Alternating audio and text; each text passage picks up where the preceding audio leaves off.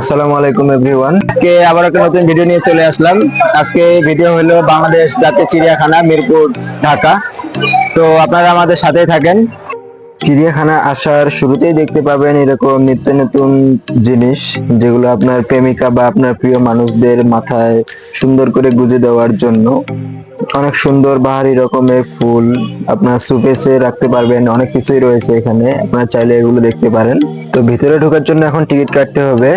Ticket কাটার জন্য লাইনে দাঁড়াইলাম। টিকিটের মূল্য জনপ্রতি 50 টাকা। তবে 2.5 বছরের নিচে বাচ্চাদের বয়স, তাদের কোনো টিকিট কাটতে হয় না, তাদেরকে ফ্রি ঢুকায়। তবে 2.5 বছরের উপরে যারা, তাদের টিকিট কাটতে হবে। আমরা এখন চিড়িয়াখানার ভিতরে ঢুকে পড়লাম। আস্তে আস্তে সম্পূর্ণ এরিয়াটা ঘুরে দেখাবো, সাথেই থাকেন। এখানে এরিয়াটাও অনেক বড়, তাই হাঁটতে হবে অনেক অনেক হাঁটার প্রস্তুতি নিয়ে আসছি আমরা। দেখে দেখে চলে আসলাম পরিচালকের কার্যালয়ের সামনে। শুক্রবার, এই জন্য এখানে আজকে একটু ভিড় বেশি।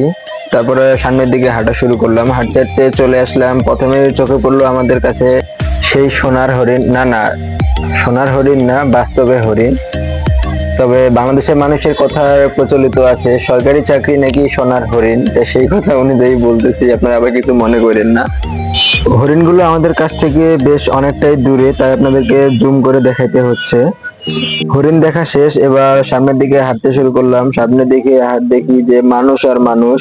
আজকে শুক্রবার, এই জন্য মানুষের সমাগমটা আজকে একটু বেশি। তারপর সবাই বলতেছিল সামনে নাকি অজগর সাপ আছে, তো সেখানেই চলে আসলাম অজগর সাপ দেখতে। তো এখানে অজগর সাপগুলোর চারপাশে গ্লাস দেওয়া, তারপরে আবার ছোট করে গ্রিল দেওয়া। এগুলোর জন্য সাপগুলোকে আসলে ভালোভাবে বোঝা যায় না, বা ক্যামেরায় ক্যাপচার করাটা অনেক কষ্টকর হয়ে যাচ্ছিল। তারপরেও অনেক কষ্ট করে ভিডিও করছি।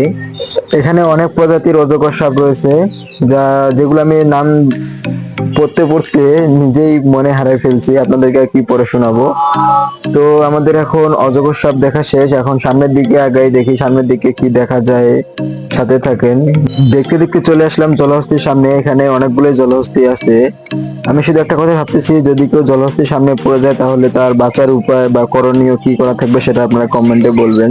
এদিকে শুনতে পাচ্ছি সিংহ মামা অনেক গর্জন করতেছে। তার গর্জন শুনে চলে আসলাম তার কাছে। এসে দেখি সে একেবারে নীরবতা পালন করতেছে। তার গর্জন দূর থেকে শোনা যাচ্ছিল, সেজন্য আসলাম তার কাছে, কিন্তু সে এখন চুপচাপ।